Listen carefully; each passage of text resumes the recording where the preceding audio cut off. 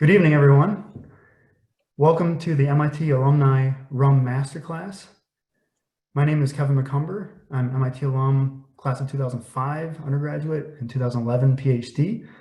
And it's my pleasure to run food and beverage events for MIT alumni across the world through the MIT Club of Boston. I want to thank the MIT Club of Boston for continuing to support these events, as well as the MIT Alumni Association and the many other alumni clubs across the United States and internationally who help publicize this and our other events. And I would also like to give a special thanks to Tomas Gonzalez from the Club of South Texas, who actually attended a number of our events and reached out to me to introduce me to Eduardo. And that's how this event came to be. So thank you, Tomas, for making that connection. I think that's really the power of the MIT community, is having these ties and being willing to, put on an event like this. So thanks so much again to Eduardo as well for joining for the evening. You're going to hear much more from him in a little bit. I also want to thank you all, our alumni, for continuing to join and support these events and support the MIT COVID-19 response funds. I get a lot of emails from folks saying they've donated. Thank you so much. It's good to know that we're doing something positive for the world with these events and with our collective community around the MIT alumni. These events are really meant to be fun, a little bit of a diversion from the day-to-day, especially now when things are a bit challenging. So I hope you find them fun. I hope you find them educational. And it's just a great way, I think, for us to connect with each other during these times, and I look forward to speaking with many of you either during these events or offline. So let's get into the event. All right, the agenda is pretty simple. Like most of these events, I'm just doing a brief introduction, and then I'll turn it over to our person of the hour, Eduardo Bacardi, to run the masterclass. And we have kind of a tour de force tonight. It's really a running of the gauntlet. We've got the presentation by Eduardo, and then he's going to do a walkthrough tour of the distillery in Puerto Rico on his phone. So we'll see how that goes from a technology standpoint. And then we'll be coming back to do some cocktails with Eduardo and his staff and a Q&A session as well. So kind of trying some new things here. And, the technology is always a bit interesting for something like this. It's not like we went to a technology school, so you can't hold that against us. But I do appreciate you bearing with us if there are any hiccups on the AV side tonight. Thank you for your patience with that.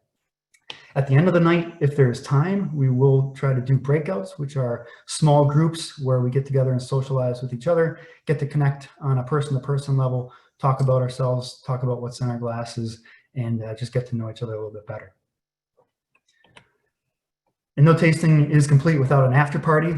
Eduardo has graciously agreed to stay after the stated end time of the event, and will be able to socialize with us and take some questions during that period. So thank you, Eduardo, for your generosity with your time to stay afterwards and hang out with us. And yes, this event is being recorded. I will send out an email after the event with a link to the recording. There will also be a link to a survey. It would be great if you can fill out that survey, that post-event survey. I read every response, and we do take action on that. A lot of the events that we have coming up are based on the survey results, which you're going to see in a little bit. So thank you for helping us by filling out those surveys. And finally, as you know, this event is free to attend.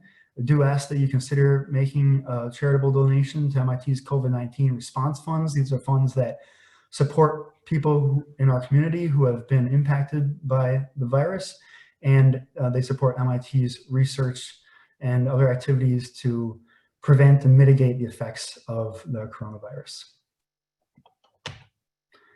If you'd like to ask a question tonight, we're doing that through a centralized portal called Meeting Pulse, and you can go to meet.ps/MIT-Rum.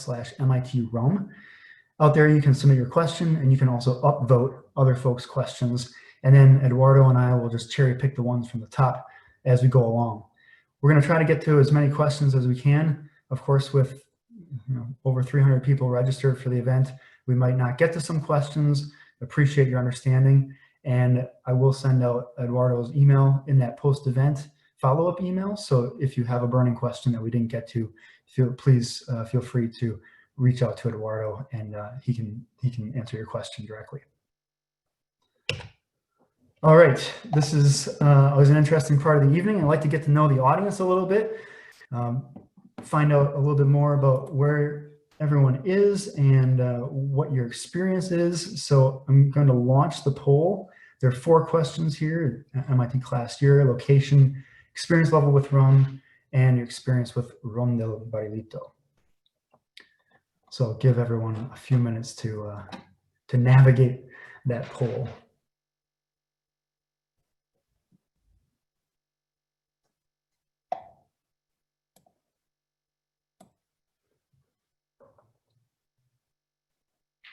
All right, seeing a lot of responses coming in here.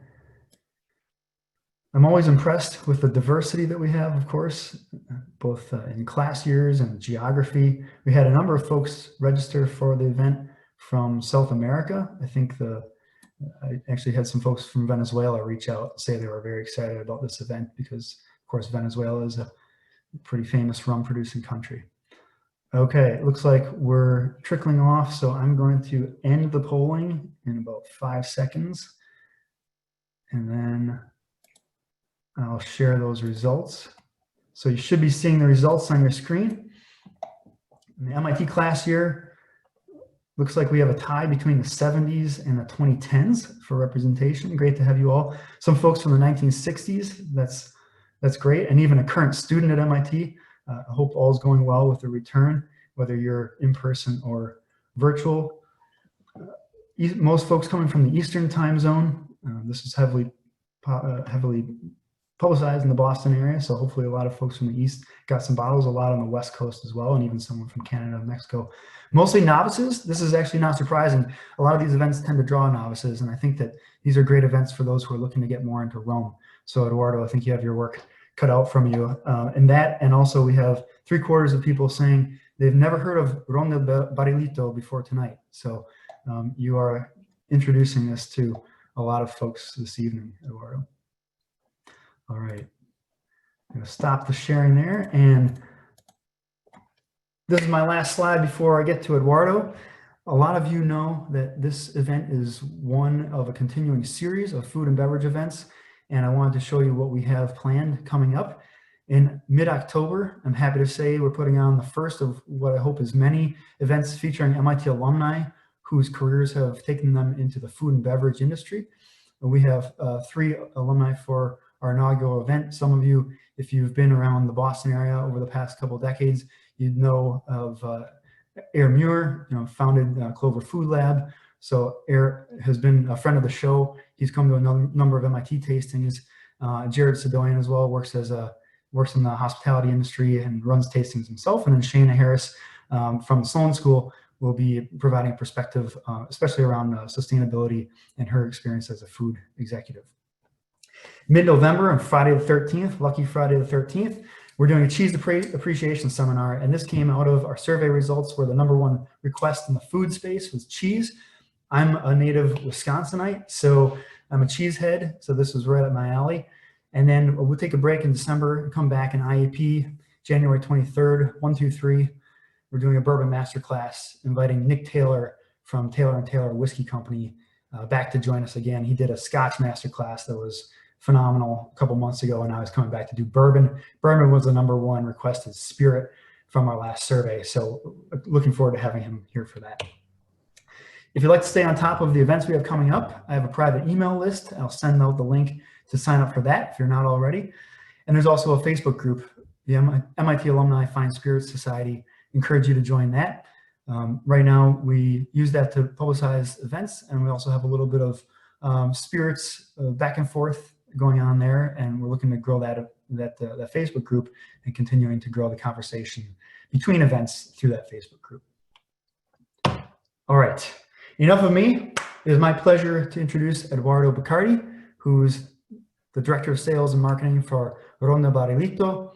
Eduardo is the 6th generation of the Bacardi family, which most folks know for the famous rum brand. Now Eduardo is working with an artisanal rum brand, Rum del Barrilito. And most importantly, Eduardo is an MIT alum, class of 2015, course 2A. He is the first MIT alum presenter that we've had. So it's my pleasure to introduce Eduardo. I'll turn it over to you.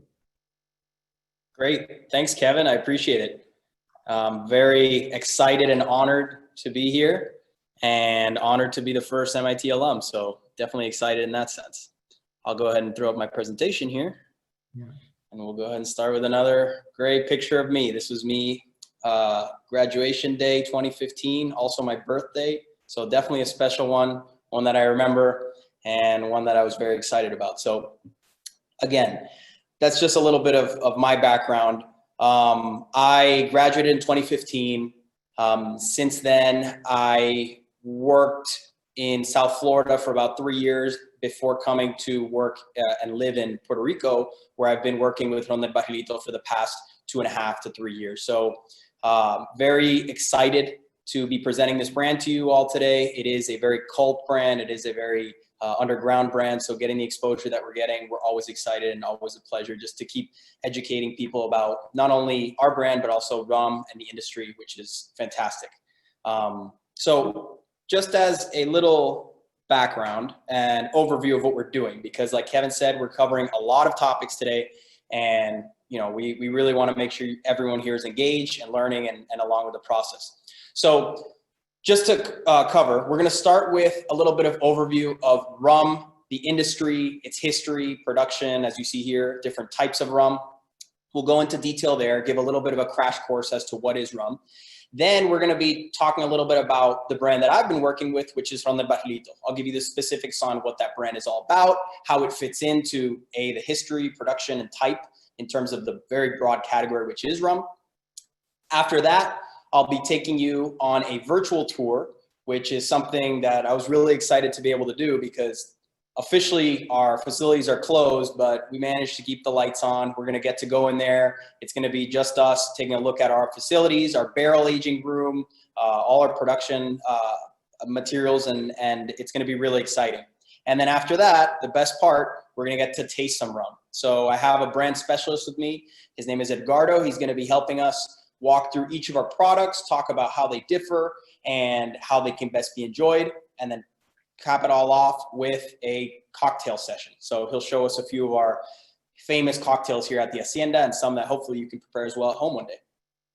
So without further ado, I'll go ahead and get into history. Again, I'm going to touch on this briefly, because this in itself and the rum category we can speak on for days and still not be done. So talking about the history of rum, it dates back to at least the 13th century and before, but rum really started to gain prominence in the 1600s, when Europe started coming into the Americas and the Caribbean, and mostly revolving around sugarcane plantations. So sugar was a major proponent of the trade that was occurring between Europe, Africa, and the Americas. And as sugar started growing, so did the byproducts. In the 1600s, plantation owners started realizing that the byproduct of sugarcane, which is molasses, could be fermented and distilled into an alcohol that we would eventually come to know as rum. So obviously any of these sugar-based economies started becoming rum producers, prominently Barbados, which is known as some of the home of rum overall. Obviously, as the rise of rum occurred during the international coming in of all these countries into the Americas, various styles of rum emerged, which is something that I'll touch on many times throughout this presentation in the background of rum. That's why when we see rum, it's such a diverse spirit. It's such a diverse set of different companies that come in here and producers that are able to make their mark on the category and do things in their own unique way. I like to show this map down here, which is of the Caribbean and parts of Central America. And this is probably less than 5% of all the brands that are in this area, just to go to show you how many different countries have their own brands, have their own representation of the category, and it very interestingly do it in very unique ways, which is something that we always celebrate in the category. There's no one right way of doing it. It's a category that I wouldn't say has no rules, but definitely has very open barriers to entry in terms of who can come in, how they can do it, how they can prepare it, and officially call it a rum. Obviously, over centuries, it continued to evolve with different producers refining their processes and technology improving, which we'll touch on now when we talk about the rum production process. So I mentioned sugarcane. Sugarcane is a very important part of the rum process. Why? Because it is the original source for which rum comes from. So sugarcane, either the juice or the byproduct of sugar production, which is molasses, is the initial ingredient in all of rum production. Whereas other spirits might use different grains. Bourbon, for example, uses a corn bill. Rum is known for its sugarcane. So as you see here, this is sugarcane. For those of you not familiar with molasses, it's a very thick residue that comes after the sugar production. And it is what is then used for fermentation, which is the next step of the process here. So fermentation is very important. This is where the sugarcane juice or molasses is created into a mash, and that mash is then fermented with yeast. Yeast is a microorganism, and I don't want to get too technical here because I didn't study a lot of chemistry, and even though I did fine in those classes, I prefer to stick to the mechanical side of engineering. It's like 3091, is that what happened? Yeah, exactly. Flashbacks, nightmares, whatever you want to call it. So molasses, in this case, fermentation is the process where yeast breaks down the sugars and the starches in this mash and turns them into CO2 and alcohol. So this is interesting part of the process that is known across many different spirits, but in particular in the rum industry, it's known because it adds the first, or actually the second variable in terms of how rum producers can vary their production. So the first element was the sugar. They can either use sugarcane juice or molasses. And then all of a sudden we have another element in here, which is the type of yeast. Certain companies and certain producers maintain the same yeast strain over and over and have done so for many, many generations in order to preserve the same properties coming from that fermentation. While others, such as the picture you see here, use an open yeast fermentation, which takes yeast from the environment around and has them come in and take part in the fermentation process. Yeast is responsible for breaking down these sugars and these starches, so it imparts its flavor. Certain yeast strains result in much more fruity, much more floral, much more different kinds of elements that you get from this fermentation. So it's a very interesting process here in terms of the rum industry. Then we go to distillation. So once we have this fermentation occur, we have alcohol that is then produced from the yeast. Now it comes to distilling, where distilling, what it does is it separates that alcohol in a form that then we can then use for the next steps of the next steps of the process. So distillation occurs as the fermented mash is heated, and because alcohol evaporates faster than some of these other components, it rises and in essence is extracted from the mash. Now, this isn't a pure alcohol extraction. We're not extracting 100%. The alcohol that is distilled out of this has a lot of the elements from the fermentation. So it has a lot of those flavor profiles, has a lot of the elements from the yeast as it started breaking down these sugars. And so this fermentation is what gives you your base alcohol that we refer to as distillate. This is another interesting method or a point in the process because different producers have different methods of distilling. On the left, you'll see here a pot still, which is more traditional. And on the right, you'll see a column still. The difference between these two is when you look at a column still, the process is done continually and continues to refine the distillate. So at the end of the day, you'll have a very clean, crisp alcohol that is stripped of a lot of its impurities, a lot of the heavier elements from the fermentation, and you result in a very light and dry product, which we'll talk about soon. Whereas the pot still, you get a lot more of those elements that translate from the fermentation to the final alcohol. And those rums are known more for their body, their character, their funk, as it's called in many countries, and create heavier rums that tend to be more for sipping or for enjoying and enjoying on their own. Then we come to aging. So aging is an interesting point here because while I mention it, it technically isn't required. Like I said, rum has different regulations depending on the country you go to. And not every country requires rum to be aged. Some countries require minimum 1 year, some require 2, some require none. So it's an interesting process, but one that is very important in the rum production process in itself. Because during aging, the rum and the distillate starts taking on these elements from the barrel that it's in and from the surrounding environment. So a lot of micro interactions occur between the wood, the air, and all sorts of factors play a role in this. So if you look at here, the aging warehouse, which is one of our aging warehouses, you speak to our master blender and he'll mention that a barrel on the bottom shelf ages completely different from a barrel on the top shelf, just because the conditions on the top, they're more humid, it's more hot, it's around 20 to 30 degrees hotter near the top of the room than it is the bottom.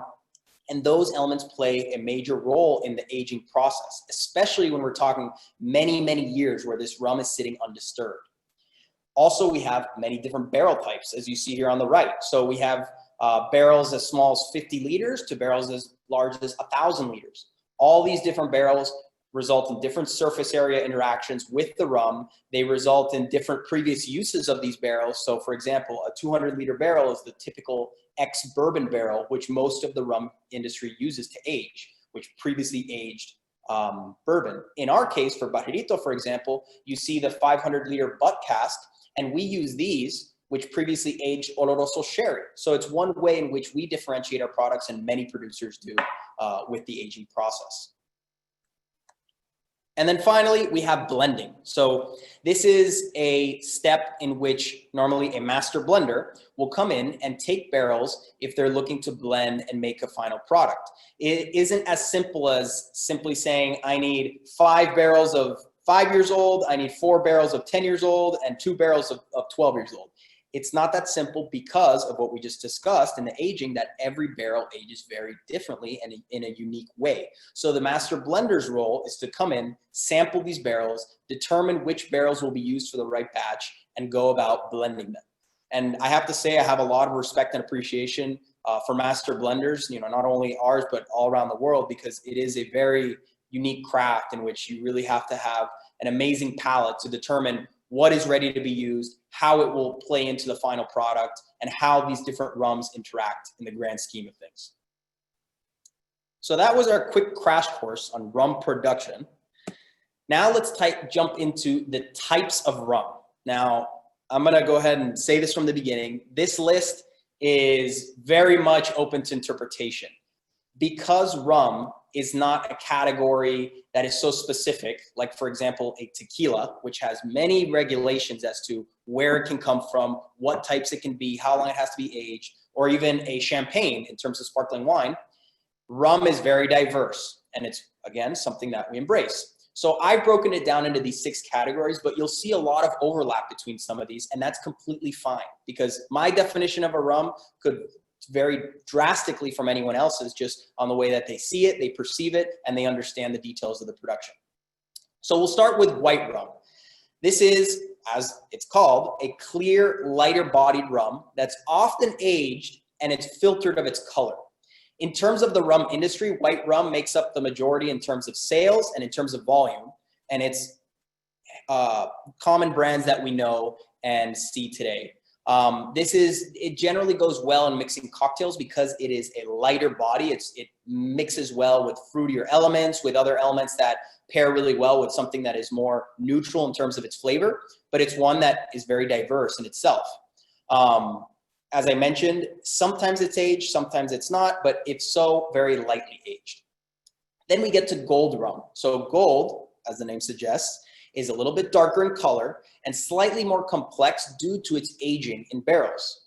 It's still good mixing in cocktails, but it can also start to be sipped and enjoyed on its own because it starts gathering those elements from a barrel as it ages over time. Then we take a look at dark rums. Here's where some of the biggest overlap starts happening. Dark rums, just like gold rums, are slightly aged, but darker in its final color.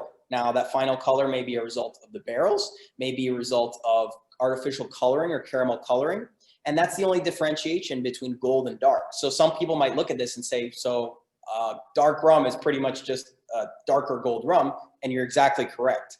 It's just the way that the category has been able to separate these categories, and hopefully one day we'll be able to delineate some lines that really determine, what is officially on a global standard a gold rum, a white rum, a dark rum, etc. Then we jump to aged and premium rums. So again, these are rums similar to gold and dark that are aged in specific barrels. The way I differentiate aged and premium is that here producers start tinkering around with different barrel types to formulate different final products. And this is where a master blender will come in. He'll really tinker around to find the right balances. He might use different distillation methods, different barrel types, different aging years, and create a very complex final product, which usually is enjoyed best neat. Then we have overproof rums. So again, while rum is technically required to be at least 40% alcohol by volume, an overproof rum is generally referred to rums that are above that minimum threshold. Now, there's no actual number as to what qualifies as an overproof. I know people who refer to rums that are 50% ABV as overproof, and I know others that don't call it overproof until it's at least 65%. It's open to interpretation, but the characteristic here is that they have more alcohol percentage than the standard 40%. And then finally, we have spiced rum and flavored rum, which is generally a clear, lighter rum, such as a white rum, that is infused with different flavors and spices to create that possibility of many different taste profiles. Again, good for mixing, good for enjoying with other fruity elements, and one that is also very common in the grand spectrum of the market. So we talked about the types of rum. Now let's talk about the styles of rum. I know I'm cutting the cake a million different ways, but bear with me because that's how complex and interesting the rum category is.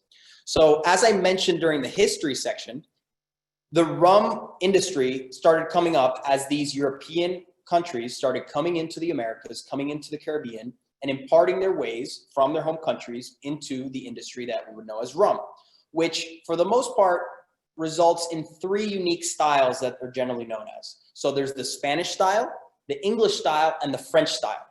We'll start with the Spanish because it makes up the majority of the market. And these are rums that, as you can see from the list of countries, generally come from countries that had some kind of Spanish influence. These rums are lighter. They tend to be sweeter. Some of them have sugar added, but generally smooth, very balanced rums that are made from molasses, generally. Again, there's no official designation to say if you're a Spanish rum, you have to be these things, but this is the general category in terms of Spanish rum. Then we jump to English style rum. So coming from countries like Jamaica, Barbados, these are rums that are also made from molasses generally, but are much more bold, much more rich in their flavors, mostly due to the fact that they utilize pot stills, so pot distillation. These pot stills, as I mentioned, carry over a lot of the elements from the fermentation into the final product. So that's why these rums aren't as crisp and light as a Spanish style rum, which is made in column distillation methods, but these are a lot more heavier, a lot more bold, a lot more forward in terms of their flavors. And then finally, we have the French style, which of the three categories is the smallest in terms of presence in the market, but one that is growing rather quickly. The differentiating factor here is that generally French style rums are referred to as agricole rums, which you might have heard. They come from, rather than molasses, they come from sugarcane juice, which is much more earthy, a lot more floral, vegetal, and creates a light, crisp product, but definitely has a lot of those earthy tones and grassy tones that can definitely be enjoyed in many different ways. So those are the different styles of rum. And just before I jump into a little bit about detail about my brand, Rum del Barrilito, I want to go over some parameters of how we taste rums and things that you'll see when we get to our tasting later with Edgardo. So the first and foremost is appearance. You want to look at your rum. You want to look at what's in your glass. How does it move around in the glass? Is it consistent? Is it the color? What about it? You want to completely observe it. Next, you want to take it to the nose. How does it smell? Does it evoke any other familiar aromas or memories that come to mind when you smell it? Give it a few chances, let it go away from your mouth, come back. Then you want to look at it in palate. This is obviously my favorite part and should be yours as well because you get to actually taste it. So what does it taste like? What does it feel? How does it feel when you swirl it around your mouth? Do you get any certain aromas or characteristics that might differ from the nose or the appearance that you didn't expect in the palate? And then finally, we have the finish. So this is what many producers strive for, which is a long, lengthy, enjoyable finish. It's not an easy task and definitely comes with a lot of practice and a lot of experimentation, but you want that finish to draw out. You want those flavors to really space themselves out, go evolving on your tongue, go evolving as it goes down your throat, and you really enjoy it. And I won't take too much away from this because I know I'm teasing you. We don't have, we don't have the rums in front of us now, which we will get to soon. But for the time being, let's talk a little bit about Barrilito. Kevin, I don't know if you have any questions, if you want to stop me before we jump in here. Yeah, that'd be great. We have a couple of process-related questions. Absolutely. Number one is about maturation. Are barrels moved during aging, or do they stay in the same spot in the rack the entire time? That's a great question. And again, there is no rule about that technically, obviously depending on the countries, but for the most part, they stay exactly where they are for a few reasons. One, barrels can be very delicate. As you can imagine, a lot of these barrels are not first-time use barrels. They come from another industry where they were used before. And if they are damaged when you're moving it around, if you think about it, a small leak in a barrel over 10 years usually results in an empty barrel after 10 years. So you don't want to touch it. And the second reason is that a full barrel can be very, very heavy. In our case, we use 500-liter barrels, which are roughly around 132 gallons. And when that is full, it weighs around 1,200 to 1,300 pounds. So moving it is very difficult. Moving the empty barrel as it stands is also very difficult, but it's way easier to do it when it's around 1,000 pounds less, that's for sure. Yeah, very good. I've heard in the whiskey industry about people doing weird things like shaking them or playing rock music to agitate them. I assume you guys are traditional and there's none of that kind of shenanigans. We're pretty traditional, that's right.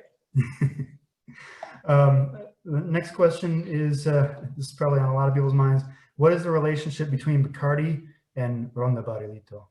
That's a great question, and one that I get 100% of the time whenever I talk about the brand. And a good question. So as you mentioned, I am a sixth-generation family member of the Bacardi family, which originated in Cuba. I have many family members that have worked in the business and in the industry, and it's one that I respect a lot. And obviously, I respect it because I'm in the industry. My involvement with Barrilito is actually separate to the family. So the Barrilito family, and I'm going to get into it now, was started by the Fernandez family back in 1880. And they've been in Puerto Rico for their entire life since they immigrated from Spain. They ran this company. They've given everything for this company. And in the recent years, their future generations didn't have that passion to continue things going and continue investing. So my father, with a group of other investors local here in Puerto Rico, who knew the family, who's known the family his whole life, took over the company to help them continue their legacy. They're still involved. They still work here. They still live on the hacienda every day. So we've taken it on as our mission and our goal to continue the 140-year legacy for another 140 plus years. And it's been a big challenge in the sense that how do you take a company with so much family history ingrained in it and continue it on in their legacy? So that's been our biggest focus now, is continuing that family legacy, which is so important. One that I can specifically relate to and my family can relate to, especially in the rum industry, and continue it on in a very collaborative way. That's great. Thank you. And this is a little bit following on the tail of that question, and I think we can move on. How did Hurricane Maria affect your company and other distillers in Puerto Rico? That's a good question as well. So as most of Puerto Rico, Maria definitely had its toll. Our facilities here, for the most part, were fine. Our aging warehouses, which you'll see physically in a few moments, and hopefully not by the lack of Wi-Fi signal in there, the walls are like 6 feet thick cement. So that is built like bunkers. The Fernandez family definitely built it to withstand anything. So fortunately, everything on that end was fine. The family members were fine. Everyone working was fine. The only damages we had was a warehouse that we had here in the central of our hacienda was pretty much knocked down. And that warehouse is actually where I'm sitting right now, because in 2018, we repurposed it and built a visitor center, which is where I'm sitting right now. We used all the wood. We used, for example, the barrels that you see behind me were repurposed that were in here. And we made this visitor center, which has been amazing to welcome people, welcome guests, welcome lovers of the brand to come and learn more about it. So that was the only damage that the storm had here. Fortunately, everyone was okay. And fortunately, we continue moving on and took advantage and found that silver lining, and were able to take advantage and make something good out of something very bad. That's great. Looking forward to hearing more about the brand. Perfect. We'll keep going. So again, I want to talk about Barrilito for a little bit, just because it is the facilities we're about to see. It is where we're standing now, and it is the brand that I can relate to the most and talk most about. And I'll go pointing out different areas in which we just discussed in terms of the history and production processes where Ron del Barrilito falls. So without further ado, let's talk about the story of Ron del Barrilito. So I mentioned 1787, the Fernandez family arrived in Bayamón, Puerto Rico, and they set up at the Hacienda Santa Ana. The Hacienda is another word for an estate. So they had an estate that they were given, and it became one of the largest sugarcane plantations on the northern part of the island. And as most sugarcane plantations result, out of it came rum, which is great. So over the next century, from the late 1700s to 1800s, rum started being produced at the Hacienda, mostly for personal consumption. But eventually by 1880, Ron del Barrilito was officially registered, which makes it the oldest rum from Puerto Rico. A little stat that a lot of people don't realize when they think of Puerto Rico as the rum capital of the world. And as I mentioned, all of our production is still done here at the Hacienda Santa Ana. So the house you see there in that picture is about 150 feet to my left. That is where the Fernandez family still continues to live. And it's amazing because everything has been kept here so intact. It's almost like you're transported back in time. So speaking about the Fernandez family, in 1871, Pedro Fernandez, he finished his engineering studies in Paris, where he was a chemical engineer, by the way, and he returned to the Hacienda Santa Ana in Bayamón, where he started tinkering with different formulas. These formulas he brought back with him were mostly of the style related to French brandies and cognacs, which at the time when he was studying were very prominent. So that combination is why we have a rum that is so unique to what most people recognize as Puerto Rican rum. So as I mentioned, he was producing for his family and friends, and he had many different types of blends, but one in particular that he kept hidden in the back of his house in a very small barrel. People obviously caught on and started asking him, I don't want some of the stuff that you're offering everyone. I want some of the rum from the little barrel, the stuff you have in the back, which translates to Ron del Barrilito, rum from the small barrel. That's how it got its name, and that's the formula that was tapped that in 1880 became the secret formula and aging process of Ron del Barrilito. So over the next century, the Fernandez family continued to produce their rums, and Edmundo Fernandez, who was the son of the founder Pedro, helped to expand the reach mostly in Puerto Rico, always remaining faithful to the family's formula and the process they put into play. I say this many times because if you think about it, a formula and a process started back in 1880, and before that, going to something 140 years later is bound to change. Technology evolves, methods change. One thing that the Fernandez family never did, they were unwavering in terms of changing their profile, adding artificial ingredients as they became more available, adding different elements that would maybe speed up the process or cut a corner here, cut a corner there. They never did that, and we continue to respect that legacy which they've done. Is it more inefficient in ways? Absolutely, but it's something that we've done to respect their very long-lasting history and a product that has a lot of positive reputation around being so authentic in terms of what they do. And so now we are 4 generations after Pedro Fernandez. The family remains working and collaborating with Ron del Barrilito, and these family members are some of the most passionate, proud, and humble people you will ever meet. They are completely tied to what this brand is. They live and breathe this brand. It is literally in their backyard of their house, and it's always been that way. And these are some amazing people that you can tell that the reason that this company's lasted 140 years, other than having a great product, is just having really good people behind this brand, supporting it, pushing it, and making sure that people understand what makes it so special. And just the respect that they have for the Hacienda, the formula, and even the label. Here we see a picture where the label's barely evolved, and if we go back even further, it would be even the same. So now let's talk a little bit about the products. So as I mentioned, we make traditional premium aged rums under 2 trademarks, Ron del Barrilito and Ron Hacienda Santa Ana. So both trademarks are produced here under the same master blender and have very unique processes attributed to them. So starting with Ron del Barrilito, we have 4 products, the 2 stars, the 3 stars, 4 stars, and 5 stars. And they're all defined by their very unique aging process, the lack of any artificial ingredients, their flavor profiles, which are exquisite, and their consistency over so many years. So the formulas have been passed down for many, many years, and we continue respecting them to this day. So the only difference that we see here in these products is how long they are aged. So they go from as young as 3 to 5 years in the 2 stars to up to 35 years in the 5 stars. And as Edgardo shows you the tasting, we'll get to experiment with each one of them and see how they differ and what they can be used for. But before that, I want to talk about some of the factors that make Ron del Barrilito so unique and special. And some of these I've already mentioned, but I really want to make sure that we have this in our head before we go over and take a look at our facilities. So first and foremost, it is Puerto Rico's oldest rum brand since 1880. It has been made in the same place, in the same family manner for over a century. Nothing has changed, as I've mentioned. We respect it, we respect the legacy, we respect what they've put in place, and we're not trying to cut corners and make changes to what they've done. So everything we do is handcrafted in small batches, utilizing a very unique all-natural maceration process. This is a process that dates back hundreds of years that not many producers, if any, use to this day. It's a process in which we use natural fruits and spices in very small amounts and add it to the distillate before it even goes into aging, in such small amounts that it doesn't classify as a spiced rum, it doesn't classify as a flavored rum. It just imparts different flavors and ones that make this product at the end of the day and after so much aging, that much more unique.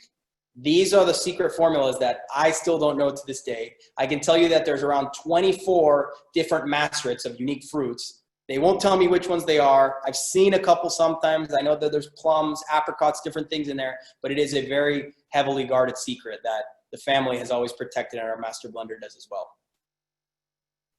So all of our rums are aged 100% in white oak barrels that previously aged oloroso sherry.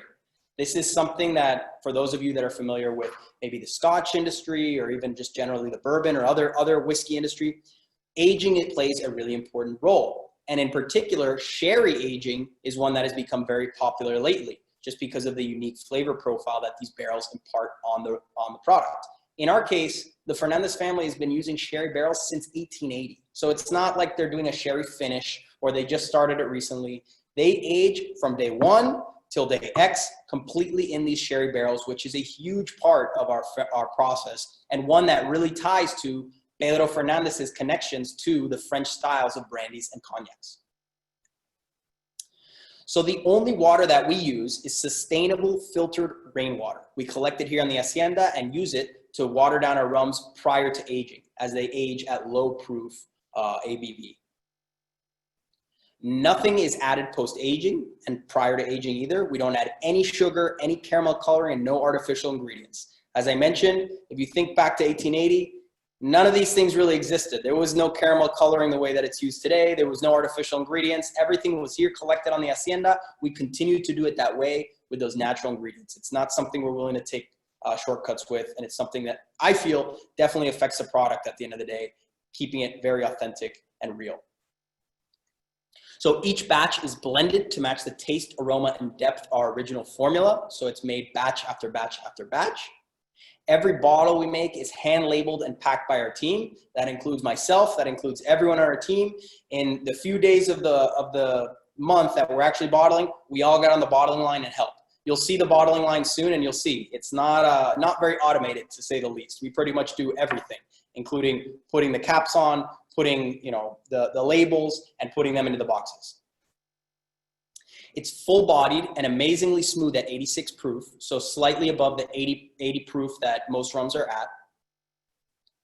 And Barrilito has a very cult following amongst mixologists and knowledgeable rum drinkers. It's been in the market for over 140 years. It's been in and out of many markets, and many people who come to find it love it and do anything they can to get a hold of it. And this is something that some of you may have experienced, that our demand outpaces our supply. We distribute strictly by allocation. We try to get as much of our product into the US markets and where we know our consumers are, but we're working on laying down aged stock to make sure that in the future, we're ready to continue supplying the market in a very consistent way. So Kevin, I don't know if you want to ask some questions before we get onto our virtual tour, but. Yeah, let's do it. I'll pick a few more from the top of the list here. First question, how does rum vary with different countries? Sorry, I was muted for a second.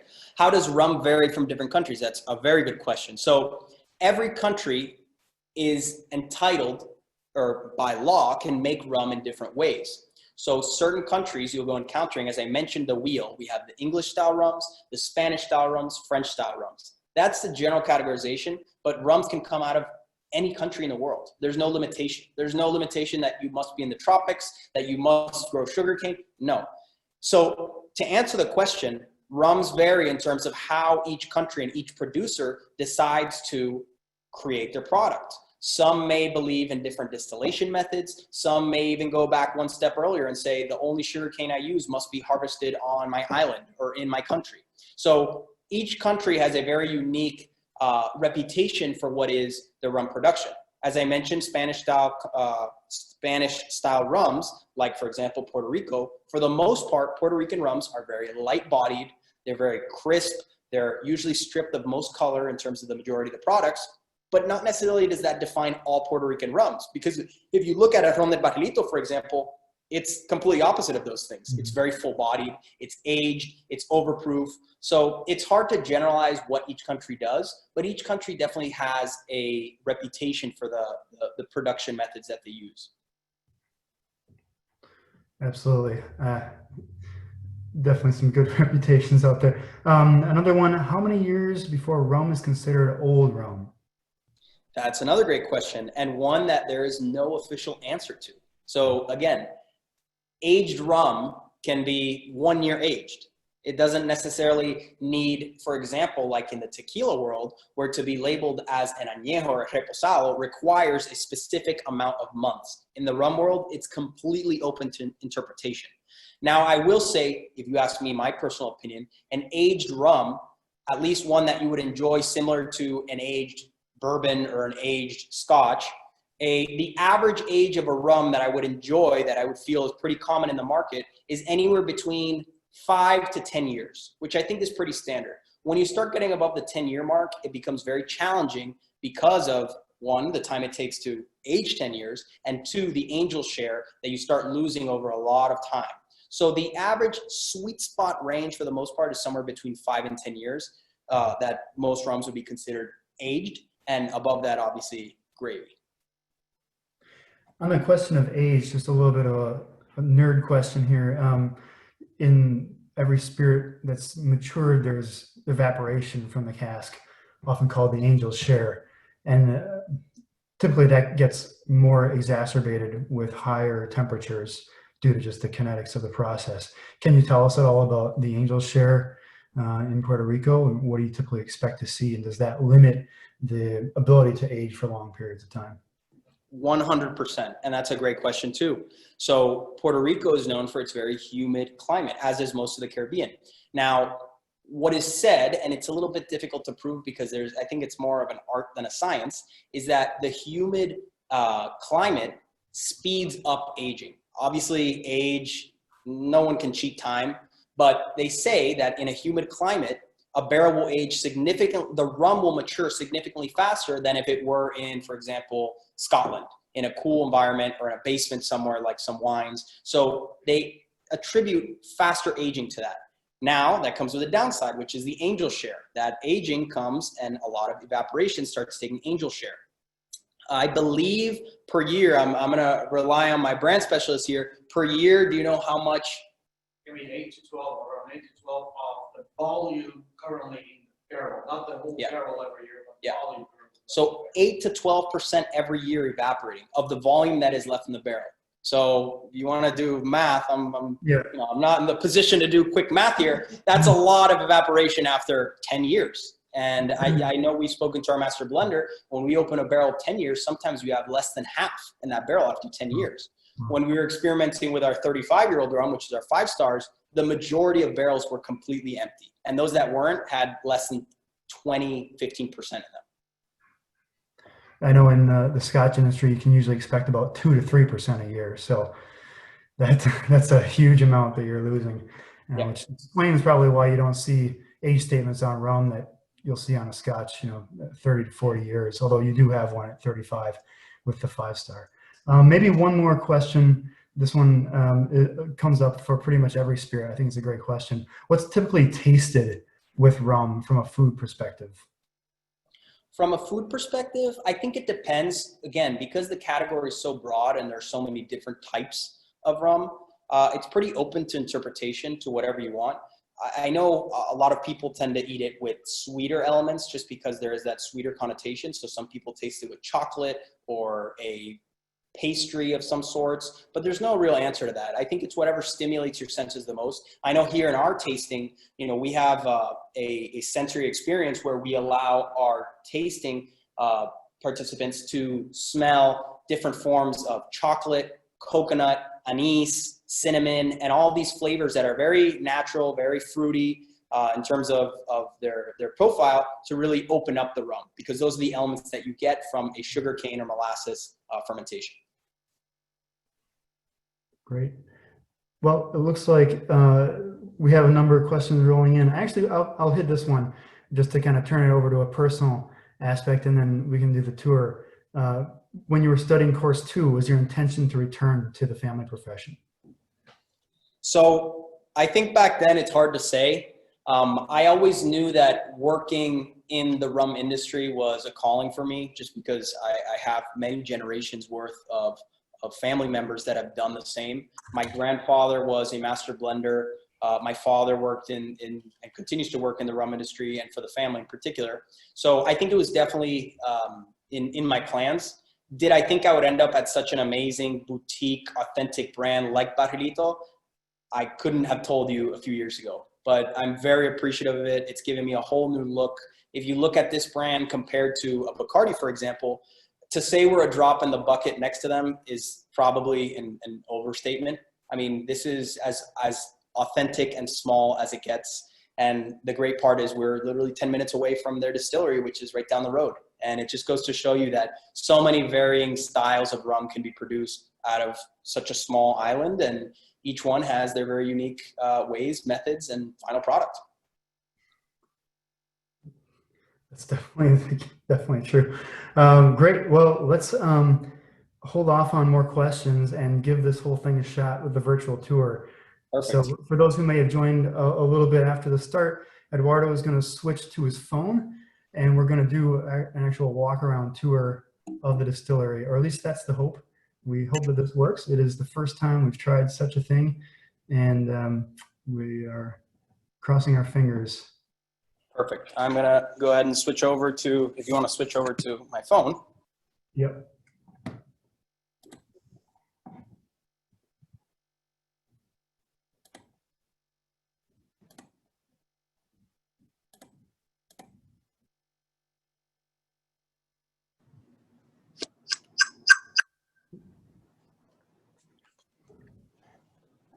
All right. Let me know if you can hear me.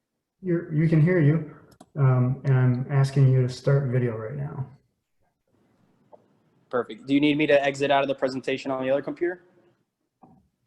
That would probably help so that we can make sure that we just see you.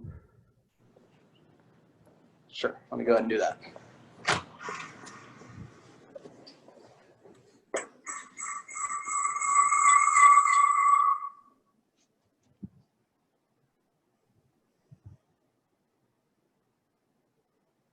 All right.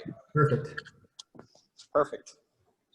So I will be taking you through our facilities here. I'm currently in our visitor center, as I mentioned. This is pretty exclusive, and I'm excited to do it because as Puerto Rico is part of the U.S., we are regulated by the government in terms of our production. And technically only from the until so us open was a bit of a stretch. We were able to negotiate, fortunately, Peter, and here you go. All right. Let me run the video, and we're gonna go ahead and take a look at our hacienda. So it's dark, but you will see the house over there, which is the house that I mentioned. The Fernandez family continues to live there. Don Fernando Fernandez, who is grandson of the founder, he is 86 or 87 years old. He lives there right now. He's probably asleep if I had to guess. And we're out here on his front lawn. Here we have the original windmill, which was used during the sugarcane production days. Now it is actually my office. I work up there on the second floor. So definitely an interesting place to work. And just goes to show we really take advantage and repurpose everything we can. I apologize in advance if the signal is not as great. We're gonna try and make this quick, but the important part is I wanna get to show you guys everything that we have in our aging facilities and our bottling line. So here we're approaching one of 6 aging warehouses that we have. And again, these aging warehouses are over 100 years old, and they house what we see as our treasure, which is the barrels that we love and have been aging rum for many, many, many years. I wish I could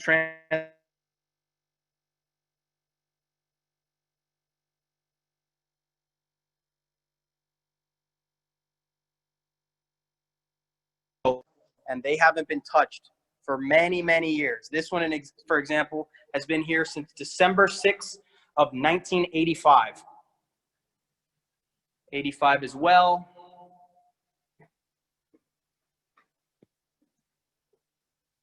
We have some really, really interesting barrels. So as I mentioned, this is one of 6 aging warehouses. We have around 4,000 barrels total. And like I said, these barrels are larger than your average rum barrel that you might be used to. These are 500 liters, so 132 gallons. And they are filled to the top. And once they're filled with our liquid, they are never open until they're ready to be blended. Here we see another view of our aging warehouse. And then I will get here to our maceration room. So this is a room where I mentioned we have a very unique maceration process. The maceration process is one in which we take these natural fruits and spices and we let them age with a neutral rum distillate for many, many months. That creates a very concentrated amount of rum that we then use for our final blend before it goes into barrels. These tanks are original wooden tanks. So this is not metal, these are all wood.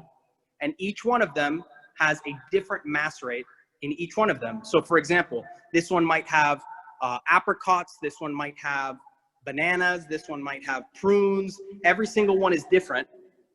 And each one goes creating a concentrate of that flavor. These also have the same thing. It's a process that is very old, it's ancient in terms of the production style, but it's one that we continue to do.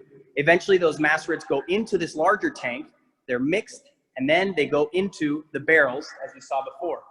Once they're in the barrel, there is no solera style. So solera style meaning emptying half the barrel, refilling it with new rum. It is completely from the beginning till the end aged in these barrels. Like I said, these barrels weigh around between 1,200 to 1,300 pounds when full. And if you see here, these roofs go up at least 22 feet. So the temperature from the bottom row to the top row is very, very drastic. I can tell you from experience, I've climbed up there to help with some barrel repairs, and it feels like I can't even breathe up there. And then we'll take a look at all.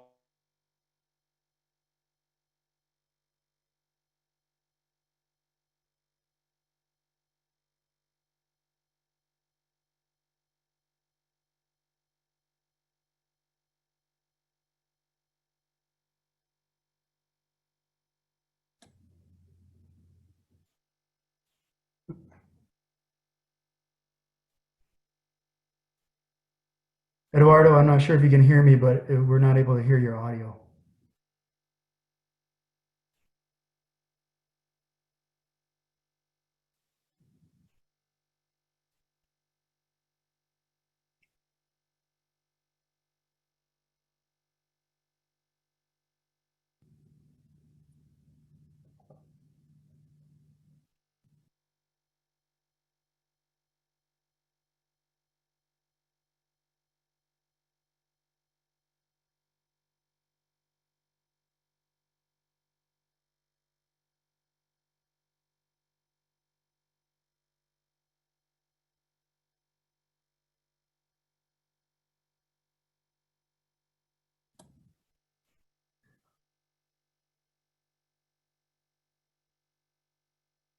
Looks like Eduardo's having a little bit of a bandwidth issue. Appreciate everyone standing by.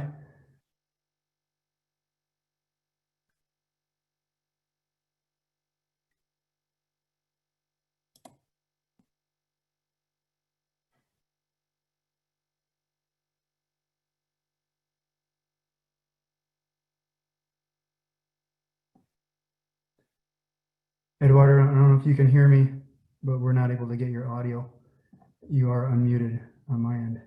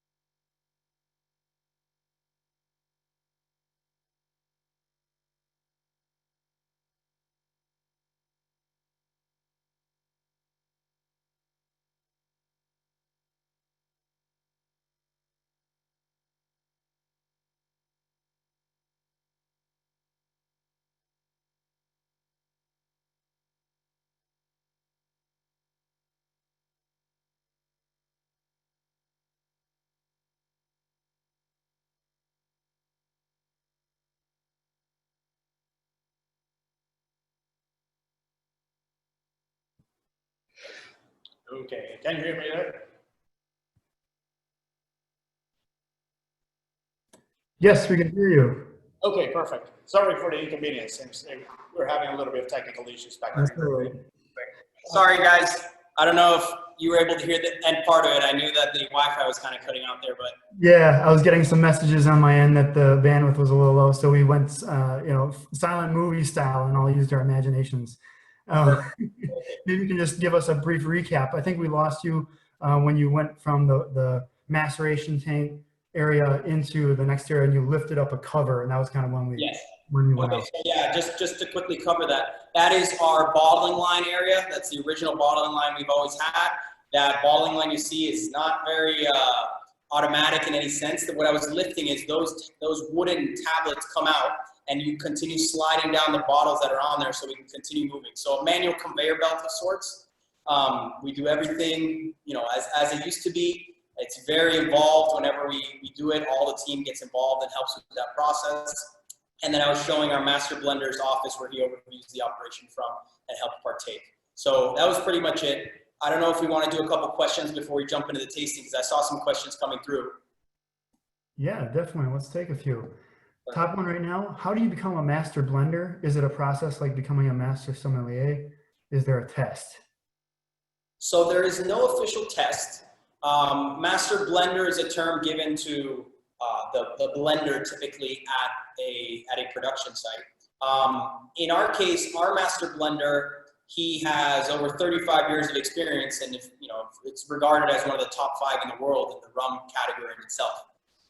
To be a master blender, to answer your question, no. Typically, they have a background in that industry and in terms of understanding the products from start to finish. So if he were to give that presentation on the rum production process, he would do it way better than I can, and he would go into a lot more detail because he knows every factor about it. And then there's the second part of that, which is you have to have a very, very, very good sense of taste, sense of able to understand what you're trying, and do it on a scale that can really be done, day in and day out. So that's a very big part of it. They can determine flavors that vary from drop to drop, and you have to be able to do that, especially if you're blending many rums day in and day out.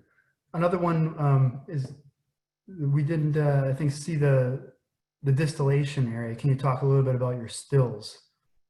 So our stills in particular, we stopped distilling after the Prohibition era. So after Prohibition, the distillation here stopped, and we just started sourcing our distillate from other producers locally.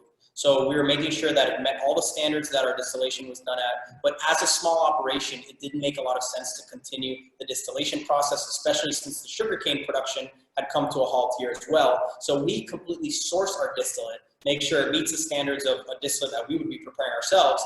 And so in an essence, we start with the distillate and then go into our maceration process and go into our aging. Got it. Another question here. Where do you see the rum category going? For some reason, rum doesn't seem to have the same cachet as whiskey or cognac, for example, and yet some of the most amazing cocktails are based on rum, and a lot of us have a lot of rums in our cabinets. Why do you think rum hasn't received the same kind of cachet as other spirits traditionally? Sure. So I do strongly believe, and although it sounds biased, rum is going to be the next category to really boom in terms of that premium segment. In the previous few years, the premium rum segment, premium rum being aged rums, more pricey rums that have that very unique style of elaboration, that has grown more than any other small segment in the industry. So I do think it's coming. A lot of consumers are transitioning over from other aged spirits like bourbons, scotches, and coming into the rum category and really appreciating it. The one disadvantage that the rum category has is it's so vast and it's so masked and covered by these, like I mentioned, white rums, which dominate the category, which really hide a lot of these other amazing producers that are doing very interesting things, different aging concepts. And now I think their time in the light is starting to come about, and they're really getting some recognition for the products that they're doing. So I do believe it's going to have a huge boom in the next few years. I think we're starting to see it right now, but the biggest hurdle that these rum producers have to do is really not separate themselves, but educate consumers as to how their product is not meant to be mixed with Coke or meant to be put into a piña colada, which at the end of the day, the consumer is entitled to do anything they want with their rum, and I completely respect it. But some of these rums that really go through a very painstaking and elaborate process of distillation, aging, blending, they really should be best enjoyed neat. That leads well into another top question here. What is your personal favorite cocktail to make with rum? That is a very good question.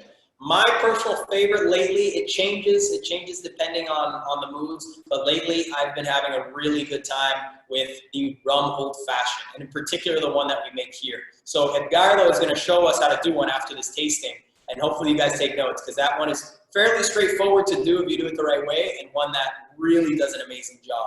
And that actually ties into one of the previous questions you asked, which was how the rum category, if I feel that it's going to have its moment in the sun, that it's going to come about. A lot of rums have found themselves as replacement for some of these whiskeys or bourbon cocktails that people are used to, and they start experimenting. And at the end of the day, a good quality rum will always go head to head with a good quality bourbon or whiskey, and it will do, it will be up there when it comes to how good of a product it is. So when you substitute in a rum in an old fashioned, which some people might not be used to, and you try it, you'll see that it delivers. Personally, that's my favorite, and I strongly encourage anyone who hasn't tried a rum old fashioned to try it. Awesome. There are a lot of good questions still up here, but I know if you're like me, you're looking forward to tasting along with the brand specialist. So let's hold on a few more questions and turn back to you to lead us through these marks. Perfect. So before we get started, and I'll introduce Edgardo in a second, I want to put you guys a small little video, which we worked out before the presentation, hopefully will work, just to introduce you and get you guys excited for this tasting that we're about to do of all our products. So let me go ahead and share the screen. Let me know if you see the screen now.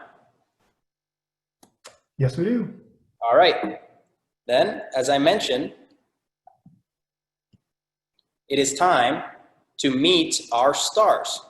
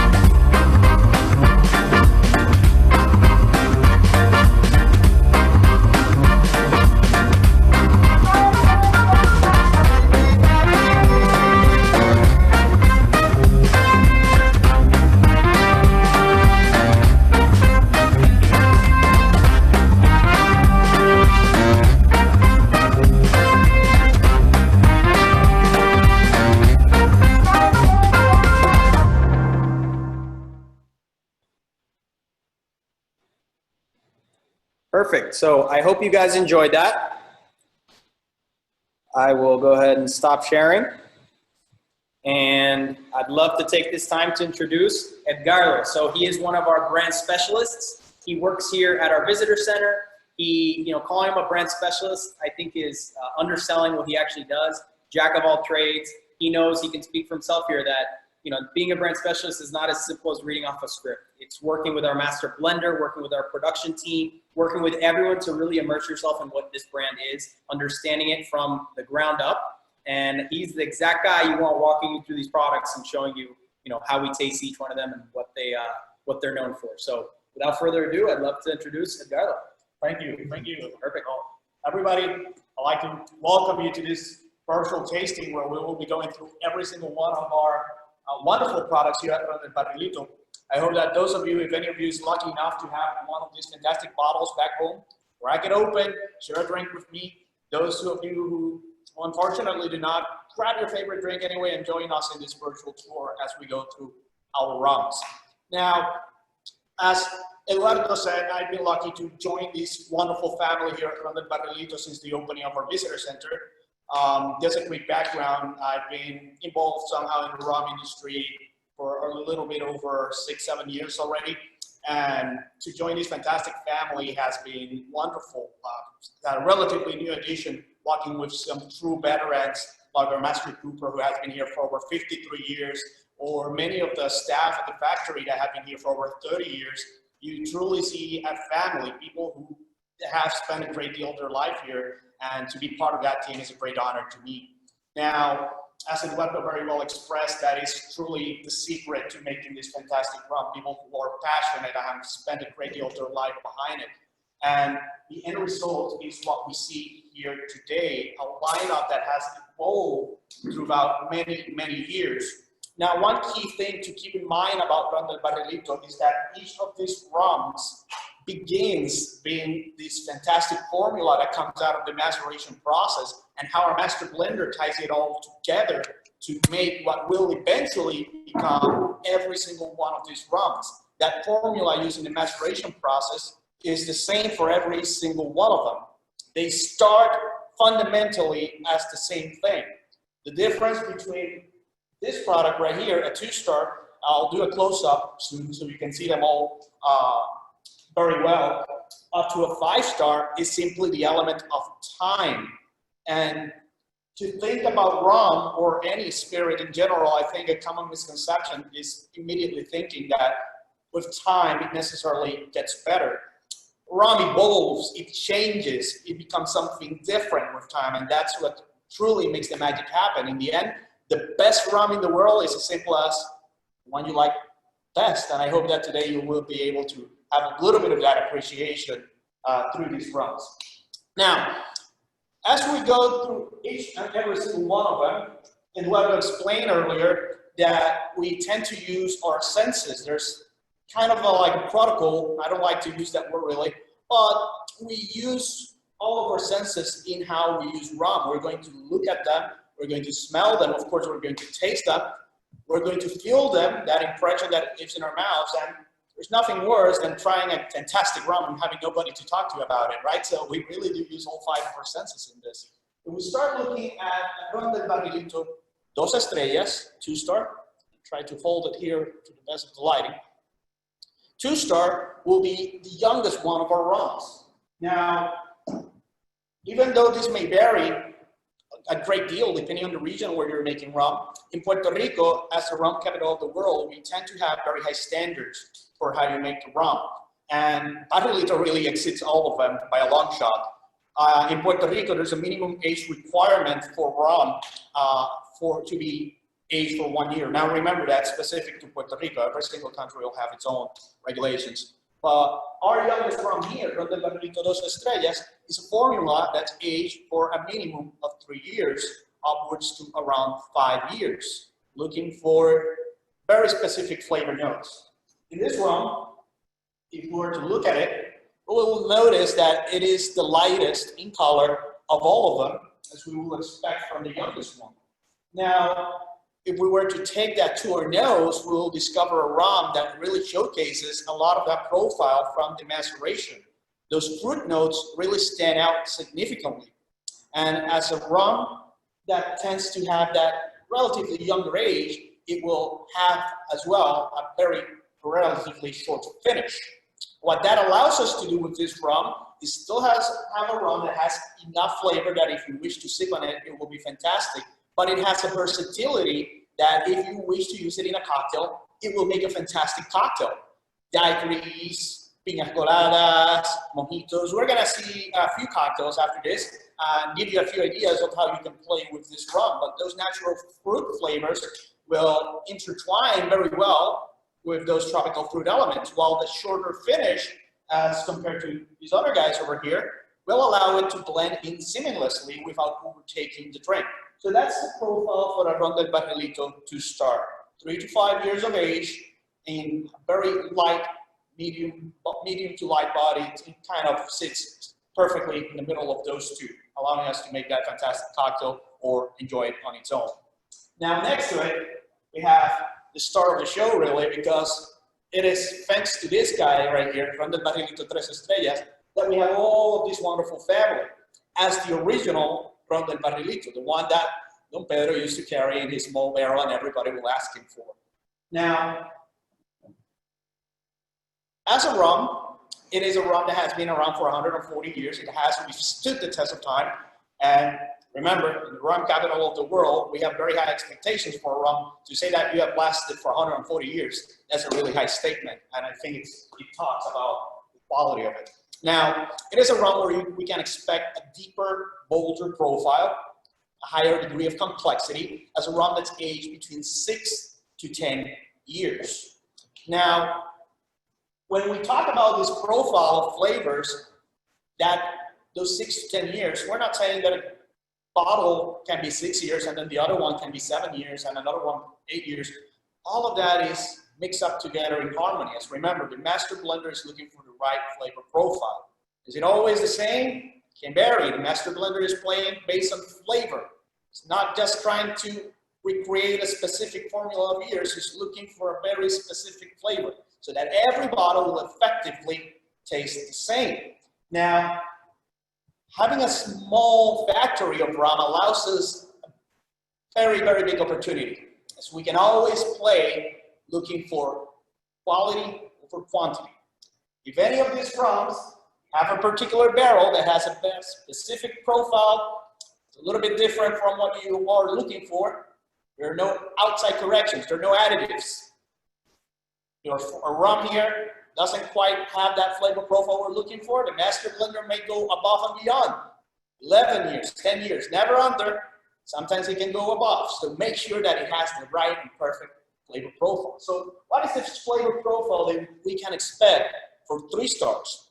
Well, in 3-star, we have a rum that tends to show a little bit of that thicker side, that fuller body of the rum. We have a rum that tends to that medium, slightly heavy body here. And it's a rum that's rich. You can expect notes like caramel, butterscotch. It still has a little bit of that fruitiness. It hasn't completely disappeared, but it is complemented by a larger variety of flavors. It has a far more extended finish. That makes it ideal for sipping. This is the perfect rum for sitting in your backyard after a long day of work and simply having 1 or 2 glasses while you relax. It is a rum that you will enjoy. It is a rum that still retains some versatility. You can use it in certain cocktails. It does make a fantastic old-fashioned where you do want that rum flavor to stand out a little bit more over the rest of the ingredients. So it does still have a certain versatility to it. But as a rum, my preferred way of drinking it is usually simply on its own. Now, we move to these other guys over here.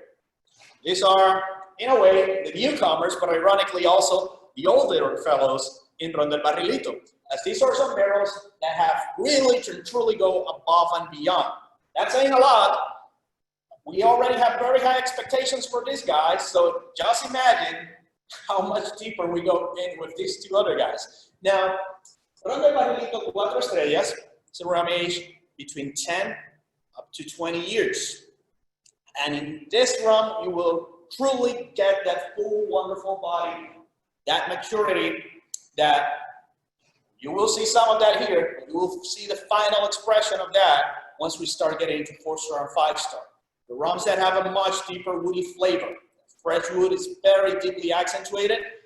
It doesn't completely lose all of its previous flavors in terms of wood, but instead becomes really, really complex. You can expect some notes of dried fruits, prunes, raisins, dates. You still have a tropical fruit element. It will feel more like ripe fruit with a far more extended finish. These are guys that we typically tend to enjoy simply on their own merits. You can have it with a little splash of water, maybe a tiny little rock of ice, not too big, it's a small one, or completely neat. All of those ways have their own merits. You will be able to find different flavor expressions in each one of them. So they're all really interesting to try, and it will make for a very, very wonderful experience in that sense. These two rums here are what I like to call your selfish reserve. These are the ones you don't share with friends and family. Those who truly, if you share this with somebody, that means that's a truly special person for you. So these are rums that we tend to have just on their own. Now, 4-star is a rum that we like to give here at our visitor center, so give you a reason to come see us and spend a day with us. So, and it is a truly, truly fantastic rum. But if you want something that you may be able to find closer to home, then we have the legendary Ron del Barrilito 5 Estrellas. This rum has a very special merit because for more than 80 years, just shortly after the Prohibition, Ron del Barrilito only produced these two rums over here. But we have a wonderful selection of barrels, as Eduardo was able to show you, that really go above 10 years. So I like to say, Don Manuel, the previous master blender, whenever he will have visitors over here and they will ask them about those barrels, he will jokingly say, I'll make a 5-star one day. And a lot of people kind of expected to when they see 5-star, until we eventually decided, hey, we have to fulfill that promise. Let's make the legendary 5-star. And here it is. It is a rum with expressions aged up to 35 years. As Eduardo mentioned, the climate of the Caribbean is perfect for aging a rum up to that long. It's a give and take. We do lose a lot of product to those barrels. There's a price to be paid for that excellence. But we have a consistent climate here in the Caribbean. There's not a lot of temperature change during the summertime and the wintertime, which allows for a very continuous aging throughout that whole process. We're in a much colder place like Scotland, where you have a much more defined winter. That process slows down significantly. So just imagine what a 35-year-old rum must taste like. It is a very rich experience in aroma and palate. As soon as you take it up to your nose, it smells almost like you're walking that aging warehouse. So if you're not able to visit us, you get a bottle of this, you'll just get that little hint of walking between our barrels because it smells exactly like that. It's a very rich oaky aroma, but also sweet. As these barrels that are used are sherry casks, which tend to present that sweetness, and you can perceive it in your aroma as you walk among them or have a sip of this rum. As it touches your lips, you will feel some of that experience. It starts off as sweet, but it really elaborates. It really explodes in your palate. It's a complex rum. It will be matched with that strong, bold oak flavor. This is a rum best described as bold. And as soon as it touches your mouth or anywhere near your nose, it doesn't wait for an invitation. It goes like, hey, how are you doing? I'm Ron del Barrilito 5-star. Nice to meet you. It is an explosive experience. Now, it is a rum that will have a long, long finish. It will stay with you for quite some time. And that is really the most delightful thing of it all. You can take your time and enjoy every sip as if you were just having it fresh in your palate. Now, that's the profile of Ron del Barrilito, ladies and gentlemen. I hope that you enjoyed it. We will be having the opportunity to see some of the wonderful creations we can make out of these rums. So join me at the bar and let's see what we can do over there. Great, thanks, Eduardo. So Kevin, I think we could take this opportunity before we jump over there. If anyone has any questions, we have Eduardo here who can help answer. Yeah, I think the top one right now that relates to all 4 of the bottles that you just showed is, are the maceration processes among the 4 the same, and how does the maceration affect the color, if at all? Okay, you have to remember that maceration will provide some color at the beginning, but that liquid, it's like the same starting line. They will all basically start with the same color. As you put it inside the barrel, that is what will really provide most of the color, as it absorbs that color from the wood. So that's why if you look at a bottle of 2-star, up to a bottle of 5-star. I know that here, because of the lighting, it may be a little bit harder to appreciate it. Let me see if I can get them closer to you.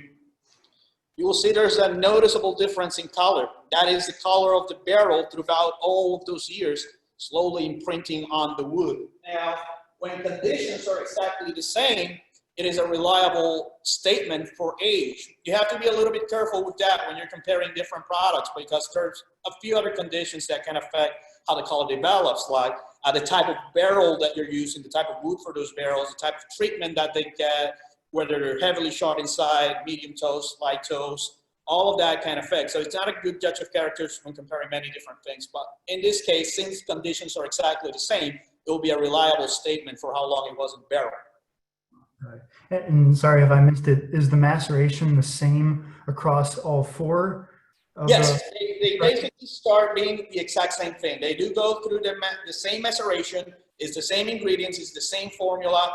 Like I said, they start being fundamentally the same. The only difference between a 2-star and a 5-star will be the length of time that it is aged. But the maceration is exactly the same for all of them. All right, thank you. I think we have still many great questions coming. And for the sake of time, I think we need to get to the cocktails. Let's do it. Perfect. So as we transition over, so you guys don't have to see us running with the computer, I want to share for one more quick video, which will get us started in terms of the cocktails. So this next video I want to show is one that, you know, we were excited to film when we first opened our visitor center, introducing our bar, introducing our amazing staff. And I would love to share it with you now. Let me see if I can get right to it. So these are our products that we just discussed.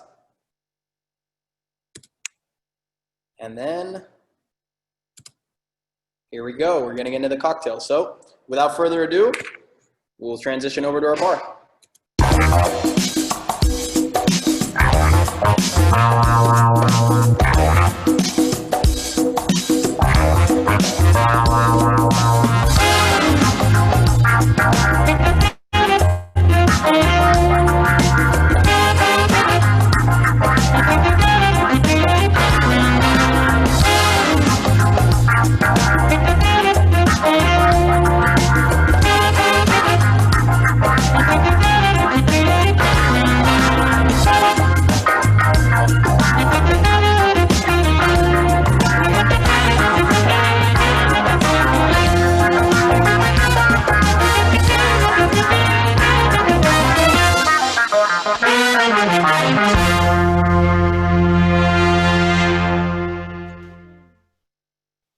Great. So I hope you guys enjoyed that. We've magically appeared at our bar here in our visitor center, one of the favorite places for all of us, where Edgardo will walk us through a few of our classic cocktails. So without further ado, take it away. Well, welcome to our bar. Like Eduardo said, we're the perfect place to see and showcase some of the wonderful things we can do with Rum del Barrilito. As I mentioned, it's a very versatile rum, and not everybody likes to drink rum straight up. So there are options for those of you who prefer a cocktail. And Rum del Barrilito works wonderful for many of them. Here at Hacienda Santa Ana, we have a long list of cocktails that you can enjoy if you do come here to visit us. But for those of you who may not have the opportunity to do that, I'm going to show you a few things that you can do back home. These are simple cocktails. The ingredients are pretty easy to find, and these are simple steps that you can follow from the comfort or the safety of your home, okay? Now, we're going to start with one of my personal favorites. It's a cocktail that Eduardo already preluded to earlier. How do we make a rum old fashioned? Now, for those of you who know a little bit about cocktails, old fashions are cocktails traditionally made with bourbon, American whiskey, right? And well, I'm a firm believer, and I may be biased, but I'm a firm believer that everything with rum tastes better. So I'm going to show you how to make a rum old fashioned. Now, it's very simple to do. I'm going to grab a mixing glass like this. If you don't have one like this one, you can use any glass that you have available that you can just pour your liquid and easily mix it. So for this one, we will be using a Rum del Barrilito 3 Estrellas, 3-star. Remember, 6 to 10 years of age. It will give us those notes of maturity that will really stand out for our old fashions. This is a cocktail where the rum will be the main flavor, or other ingredients will simply help us to complement it. Now, we will also need, the way we do it here at Rum del Barrilito, this is a stave from our barrels. And we're going to use it to give it a very unique flavor profile. Now, if you can replicate this back home, because probably you won't have a stave or barrel, you can simply do what I'm about to do in any safe surface where you can burn a piece of cinnamon. What we're gonna do here, we're gonna need our torch, we're gonna need our glass. Simply light it on fire here a little bit. Get that smokiness from the cinnamon and the wood. I'm just gonna leave it there for a little while. Meanwhile, we're gonna make our cocktail here. For this one, very straightforward. We're gonna need 2 ounces of Ron del Barrilito, 3 estrellas. There we go, that's much better. Next, we're gonna use brown sugar simple syrup. This is really easy to make back home. Equal parts water, equal parts brown sugar. We're gonna use 1 full ounce to really complement that flavor of Ron del Barrilito. Remember, Ron del Barrilito doesn't have sugar added to it, so it's not gonna be overly sweet. It will work perfect right there. Now, if you don't like it as sweet, or you like it sweeter, you can play around with that. You can do a little bit less, you can do a little bit more. That's what we do here. Now, for our final ingredient, we're gonna need these guys here. They will add balance to the drink. This is bitters. We are working with orange bitters and chocolate bitters. I'm a big fan of chocolate. This will give it an entirely new dimension of flavor. Again, you can use your favorite type of bitters. Those are the ones that we use here, and we think it makes a fantastic old fashioned. So we just need 2 dashes, not a lot. This is very concentrated. That will look like 3 there, but didn't come out at first. And 2 dashes of this. 1, 2. Okay? Now, we're gonna mix that all together. A little bit of ice. Give it a good stir. Get some dilution going there. Really allow all those 3 ingredients to mix up nice and even.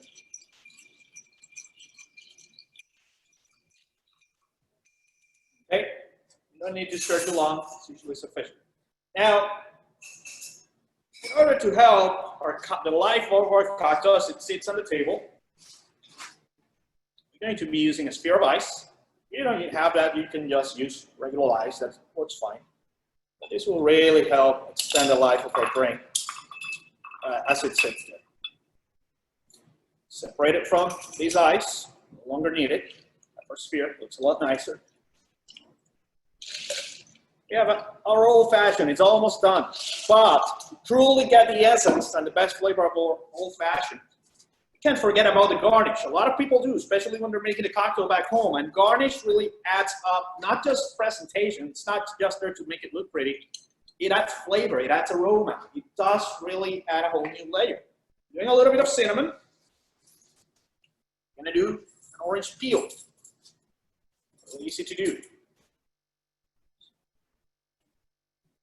Now the orange peel has oils that will complement our drink. Fantastic. Remember, the Ron del Barrilito will have fruit flavors from the maceration, so this will tie in nicely. Get those oils flowing there. Nice little rim. And it will add up nicely to our orange bitters as well. But with all those ingredients, a little layer of shaved chocolate on top. We'll make that stand out. But with this, we have a Rum del Barrilito old-fashioned. Simple as that, right? Now remember, not need to be afraid to try it back home. It's real simple to do. And it's one of my favorite cocktails in the whole world. Now, old-fashions are fantastic, but what if you want to try something different? Maybe you're already an old-fashioned master. What can we try next? Let's do something else. Now, when we think about rum, one of the most iconic cocktails with rum, almost inseparable, is the mojito. Or like we like to call it here at Ron del Barrilito, the barrijito. Now, it is a very, very simple cocktail to make as well. So this is what we call the build method. We made our old-fashioned, the stir and strain method. We're going to move to the build method, where everything is done in the same glass that you're going to use. We're sticking for now with Ron del Barrilito, 2 estrellas. Why 2 star in this one? Because being a younger rum, it will have a slightly lighter flavor that will allow the other ingredients to shine, but also because those flavors from the maceration will stand out a little bit more in this one, as it doesn't have as many flavors to compete coming later from the barrel. Now, we're gonna need 1.5 ounces of Ron del Barrilito, Dos Estrellas. Put it there nicely into our glass. Now, still gonna use a little bit of syrup. In this case, a bit of homemade syrup. You'll notice this one is done with white sugar. And also use brown sugar, but keep in mind it will give it a different appearance and it may end up being a little bit sweeter. So white sugar works just fine. I'm gonna do 1 full ounce of our syrup here. Now, as our counterbalance to our sweetness, we're gonna balance that with lime, equal parts lime. So whatever you put, if you're making a bigger batch, whatever amount you use of your syrup, you're also gonna use that same amount for your lime. In this case, 1 ounce.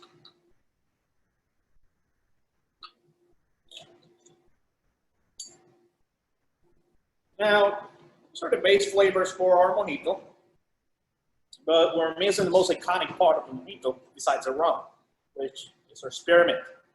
This spearmint leaves right here. They're the leaves that are going to give us that nice aroma, oils, and flavor. I like to give them a little tap, not too hard. Really get those aromas going. If you are here, you will already be able to smell them. I can smell them all the way from down here. Now, I like to edge around the edge of the glass like this, really cover it in flavor and aroma. I'm just going to put a few in there at the bottom first. I'm not going to put all of them yet. I like to put a little bit of ice. Then put the rest down there in the middle. So we have layers. Put a little bit more ice. Enough. Now, I like to give it an initial stir at first, because when you add your soda, it can make getting to the bottom part a little bit harder. Let's mix in there, get all those leaves to come up, get everything to mix. Now, continue to stir. We add our soda, pop soda.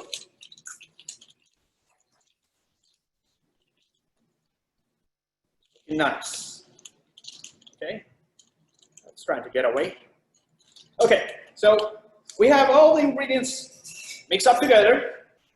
What about our garnish? Can't forget about our garnish, right? For this one, we're going to do just a little piece of dehydrated lime, right there. Nice and presentable. And with that, I like to put a little bit of spearmint there. Really adds up a layer of color and flavor. So that is our barrijito, beautiful cocktail. Again, like I said, it's one of the most iconic rum cocktails. Salud. And it goes hand in hand with the history of rum. Many consider it to be perhaps the oldest rum cocktail.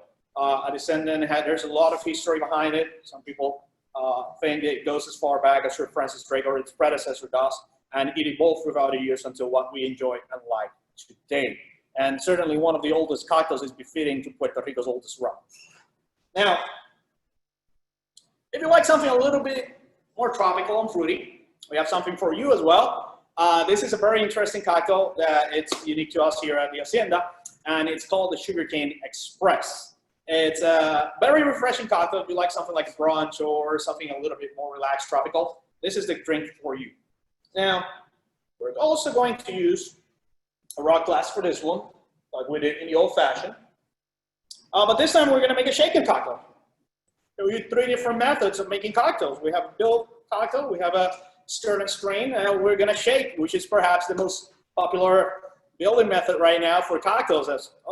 Bank seems fun for that. Now, what are we going to do here?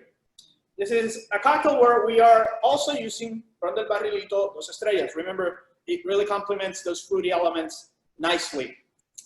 We're going to use the same amount as we did for the mojito, which is 1.5 ounces. And add that there for shaker. With that, our next ingredient, we're going to use grapefruit juice. Now, a lot of you love grapefruit. So it's going to add a very, very nice citrus element to the drink while also being tropical and refreshing. With this, we're going to use 1.5 ounces, just the same as we did before for the rum.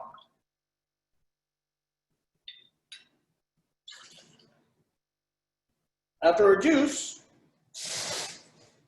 I'm going to add a little bit of lime to counterbalance. Maintain that citrusness, but this will reinforce and balance it out against our next sweeter element. Just 1/2 ounce of lime. Now we have a lot of citrus there.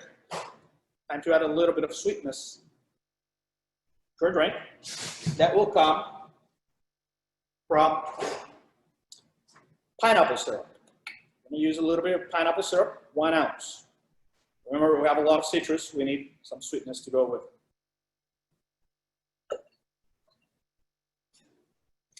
After 1 ounce, just to give it a little bit of color, but also add up a little bit of sweetness, we're going to use grenadine. You don't want to use a lot of it. This is very concentrated. We're only going to use 1/4 ounce. We'll give it color. We'll give it flavor. Really adds a nice flavor to the drink. There's a touch. Just a little. Okay? Not a lot. So we have all of our ingredients ready to mix. Put our ice in there. Now comes the fun part. Give it a good shake.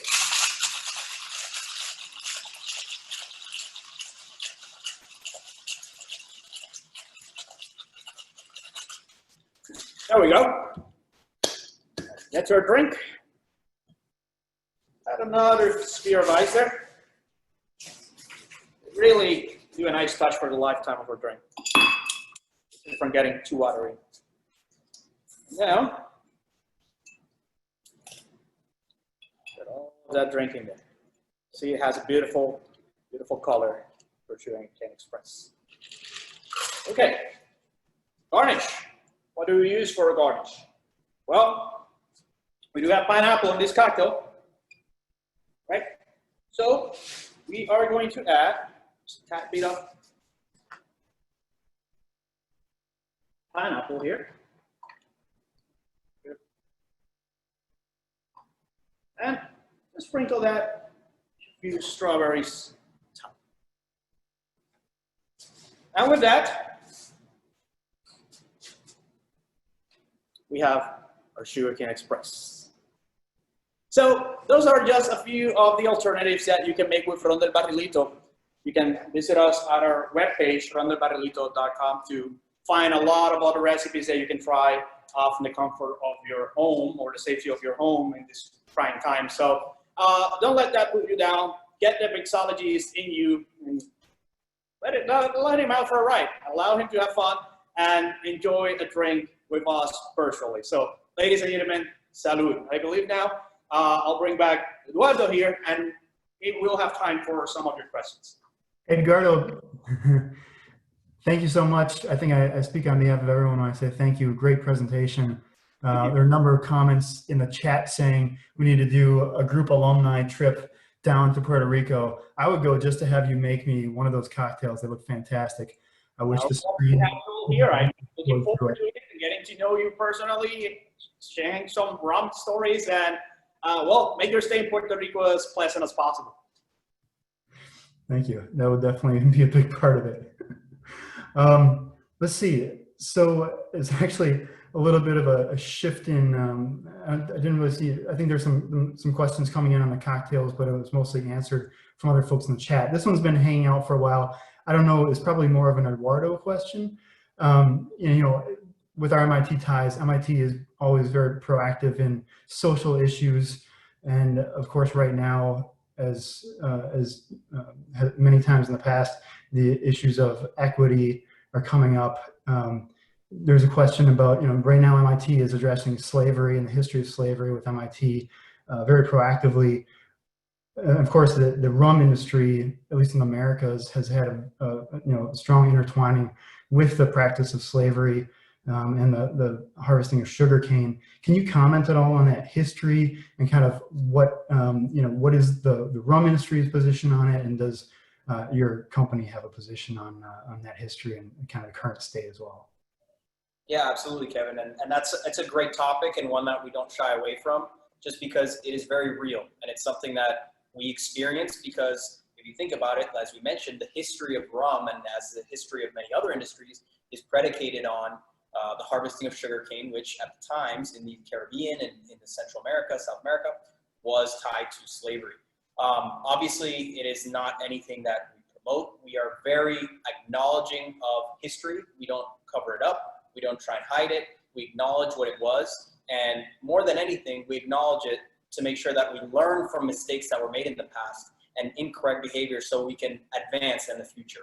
Obviously, we take the same stance as does MIT in this topic.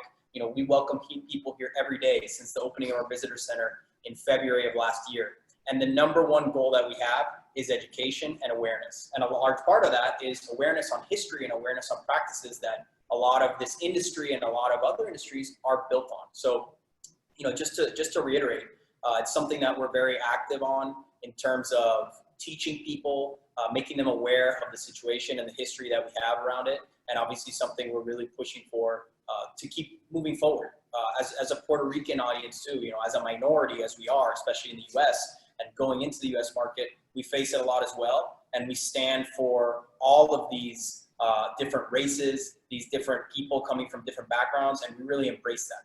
I think the Fernandez family and the entire Ron del Barrito family, I can speak on behalf of all of them, that we make a really strong effort to push past these social injustices, racial injustices, and continue moving forward as a company, as individuals, and really, like I said, learning from the past so we don't make these mistakes again, and making sure that people are 100% aware of what happened and how to avoid it going in the future, and continue making it better and more equal for all opportunities to exist. But that's a very good question, and one that, frankly, has a lot of relevance, especially with what we're going through today, and more so with our presence on what was, at one point, sugarcane dominated island, with a huge part of that being part of the island and part of the industry. Excellent. Thank you for addressing that. It's probably the most serious question I've ever had to ask with a couple of rums in me. Another question more about the history of your family. Can you talk about how your family transferred its company from Cuba to Puerto Rico? I'm sorry, I didn't hear it completely. Let me shut the door right here. Oh, yeah, no problem. Can you repeat that question? Sure. Can you talk about how your family transferred its company from Cuba to Puerto Rico? So my family, personally, the Bacardi family, that is a great question as well. So my family is originally from Cuba. As recent as my grandfather, he was Cuban born. And as you can imagine, Bacardi was a company that started in Cuba, was founded in Cuba in 1862.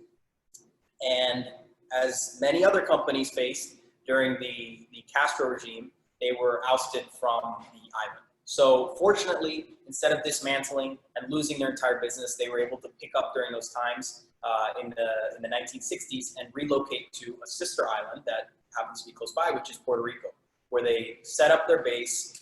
They started producing rum and now have the largest single rum distillery in the world, which is here just 10 minutes up the road. So again, I think it goes into, playing similar to the topic you just mentioned. Oppression is everywhere, and whether it's political, whether it's social, whether it's racial, it's everywhere. And I think I can personally relate to it in terms of my family being able to overcome something like that, not only overcome, but persevere. And obviously, in terms of governments, and I don't want to make this overly political, but, any government that oppresses their people, and as did when we saw in the Castro regime, is not something that we support. And frankly, it's something that we look to grow past, and something that we did grow past. So it makes me very proud to be part of that family. And I think there are many other businesses that can say the same. Great, thank you. Being in sales and marketing, what do you as a brand do that is same or similar to or different from Captain Morgan and Bacardi? So as I mentioned, we're not even a drop in the bucket compared to these other guys. I mean, our production is, to say even 1,000th or a 10,000th of their production is probably accurate. So we've taken an approach that is much more targeted towards, let's embrace what we have, which is a really rich history full of people, full of names, some of which, you know, we shared with you, and some that we're standing on right now. So we've taken a really strong approach towards educating the consumer and telling them, look, there's a million types of rums out there. We saw it. I'm sure a lot of you have experienced it. Learn about ours and learn how ours is unique and give it a try. And if you like it, great. And if you don't, great. You go learning and developing that palate for other products. But until you don't try it, you'll never know. And it's hard to judge any product, especially in the rum world, just off one product in the category. If you were to try a Captain Morgan or try a Diplomatico or try a Plantation, all very different rums and great in their own respect, you can't safely assume that how that tastes is how all other rum tastes or how all other rum from that island tastes. That's very inaccurate. So we've been taking a really strong approach of getting people to learn our products, learn our history, understand how we're so deeply rooted in the past and in the processes that have been in place for so long. And that's what's made this brand be around for so long, continue to be around, and have the following that it has. Right. I think we'll take one more question and then we'll move to breakouts. And if I can put you in a breakout as well, some lucky group will get you. That'd be great. The last one we have here is with a warehouse full of barrels, which looked fantastic, by the way. That alone made me want to go down there and walk around. How does a blender decide which barrels to use? Oh, yes. That is, there's a reason he comes in every day at 6 a.m. and leaves at 6 p.m. because there's a lot of barrels. And he's one guy who has to try all of them. The reality is you can't judge a barrel based off its year. You can't just say, and I think, you know, Edgardo mentioned it at one point, you can't just take a barrel and say, you are 10 years old, I can use you as a 10-year-old product. It's not that simple. And I can speak to it from experience. Again, I don't work there every day, but I'm close enough that I can fortunately get to experience that side of the business. So if you take two barrels, which come from the exact same location, in our case, ex-sherry barrels, so they come from Spain, they come from the exact same place, they get filled with the exact same distillate on the exact same day, and they sit right next to one another on the barrel racks that we saw over there. And you go visit those barrels 10 years later, and you try one, and you try the next one, they might taste completely different. Completely different. And that's for a million different reasons, even though all the factors leading up to it are exactly the same. Again, the micro interactions with the wood, with the rum, with the air around it, they all play a part, and different exposures result in different barrels. So his role is to go and try, when he sees trying to prepare a blend, he will go and sample barrel by barrel and say, this one meets the criteria. I need a little bit more wood in the next barrel that I select. This one doesn't have enough wood. I'm going to leave it sitting for another 2 years. This one is overly woody. I need to use it and replace it in terms of, so it's a very complicated process, which really truly is an art. And I always mention this too. They're called master blenders.